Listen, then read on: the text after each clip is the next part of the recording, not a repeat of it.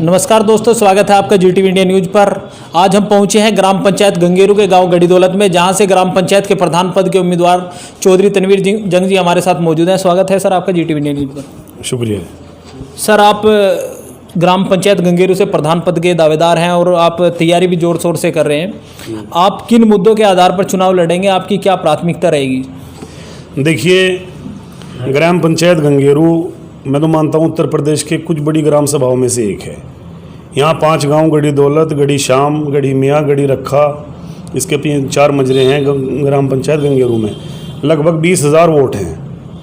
मैं यहाँ सबसे पहले मेरा अपना यह है कि मैं अल्लाह ताला मुझे कामयाब करे, लोग मेरा साथ दें, तो सबसे पहले स्कूल और अस्पताल की मेरी कोशिश रहेगी। लड़कों के लिए खेल का मैदान जो बहुत ज़रूरी है आज। स्कूल की बात कर रहे हैं आप? School, high school, inter college? Inter college की। अच्छा। और इसके अलावा कोई ऐसा कार्य जो गांव में अभी तक ना हुआ हो?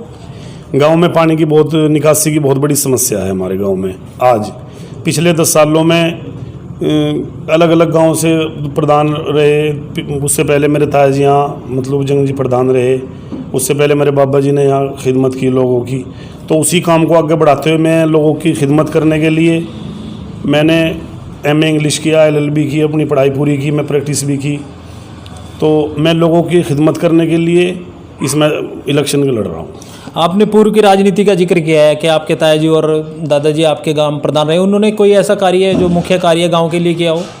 गांव में खड़ंजे जब पहले प्रधान बने, इतनी ग्रांट नहीं थी गलियों का, रास्तों का। उन्होंने जब बिजली के तार, खंभों का बहुत काम हुआ उनके कार्यकाल में। और भी गांव आपने बताए 5 गांव लगते हैं, तो आपकी जीत का आधार क्या रहेगा इसमें? मेरी जीत का आधार 5 गांवों में मेरे वोट होना। हिंदू मुस्लिमों की हमारे यहाँ कोई बात नहीं है। हिंदू मुस्लिम सब बराबर हैं, सब मुझे वोट देंगे। 5 गांवों में हमारे वोट हैं, यही मेरी जीत का आधार रहेगा। आपने 5 गांव हैं आपकी जो पंचायत में, आपने अपने गांव की समस्याओं के बारे में तो बताया कि आपकी जल निकासी की समस्या। अन्य जो 4 गांव हैं उनमें भी कोई ऐसी समस्या जो आप? 5 गांवों की मेन समस्या स्कूल, अस्पताल है। गंगेरू में अस्पताल है, लेकिन गंगेरू भी 10,000 15,000 लोगों का गांव है, उसमें इंटर कॉलेज नहीं है आज तक।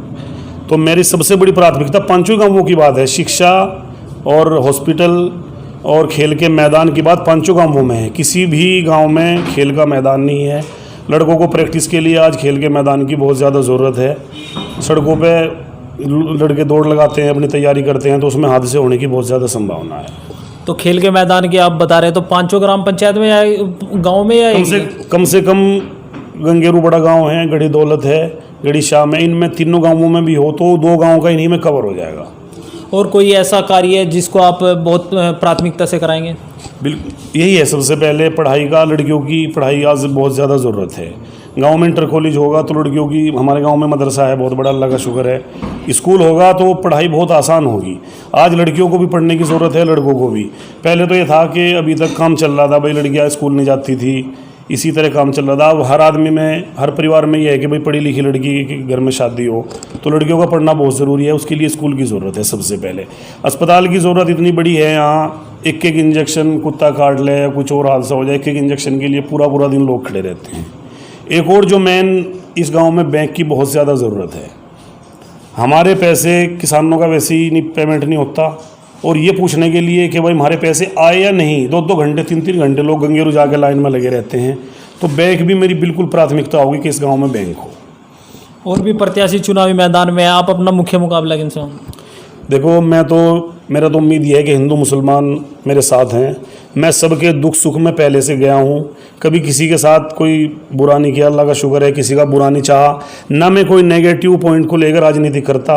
मैं अपने समर्थक हैं जो, उनसे भी यही कहता हूँ हमेशा। मैं अपनी जो सभा हुई लॉकडाउन की वजह से, सभाएँ हमने छोटी की हैं, लेकिन उनमें भी मैंने यही कहा है कि भाई लड़ो बिल्कुल ना। ईमानदारी से जो लोग पूरा दिन मेहनत करते हैं और जो लोग अपने लिए, अपने फ़ायदे के लिए उन लोगों का इस्तेमाल करते हैं, उन्हें लड़ाते हैं, उसके मैं सख्त खिलाफ हूँ। मैं अपने लोगों को भी, और आपके माध्यम से भी यही कहना चाहूँगा कि ईमानदारी से अपना साथ रहो, मोहब्बत से रहो। इलेक्शन एक दिन का है, लोग फ़ायदा उठा लेते हैं। जिन लोगों के पास वोट नहीं होते, जिन लोगों के पास समर्थन नहीं होता, वो लोगों को लड़ा करके राजनीति करना चाहते हैं। मेरी बिल्कुल उसमें नहीं है। मैं अपना मुकाबला किसी में नहीं मानता। इंशाअल्लाह मैं एक तरफा जीतूँगा। उसका आधार ये है कि हिंदू मुस्लिम सब अपने भाई हैं, उनका मुझे पूरा समर्थन है। और मेरे ख़ानदान ने, गांव ने पार्टी ने और पूरे इलाके ने, गुहान ने मिलके प्रधान जी के बाद में मुझे जिम्मेदारी सौंपी। उन्होंने मुझे इलेक्शन के लिए मेरे घर आके कहा, तो जब मैं इलेक्शन में खड़ा हुआ। आप हमारे चैनल के माध्यम से कोई संदेश हमारे दर्शकों को? मैं हर माँ बाप को यही कहूँगा कि अपने बच्चों को पढ़ाओ। पहले ये था कि भाई नौकरी नहीं लगती, हम पढ़ के क्या करेंगे। आज देश में जीने के लिए भी पढ़ाई ज़रूरी है। बिल्कुल पॉजिटिव सोच रखो, इंशाल्लाह नौकरी भी मिलेंगी। अपने बच्चों को पढ़ाओ, आपस में लड़ाई ना करो। वैसे ही मीडियम फैमिलीज़ को इतनी बड़ी दिक्कतें हैं, ख़ास करके मैं किसानों के बारे में कहना चाहूँगा। पहले 4,000 5,000 धान बिक लिया, अब से 10 साल पहले जब रेट क्या थे हर चीज़ों के, अब रेट डबल हैं। बिजली के रेट डबल हैं, डीजल के, खाद के, बीज के, और आज 2-2 हज़ार रुपये में गिर खा रहे लोग।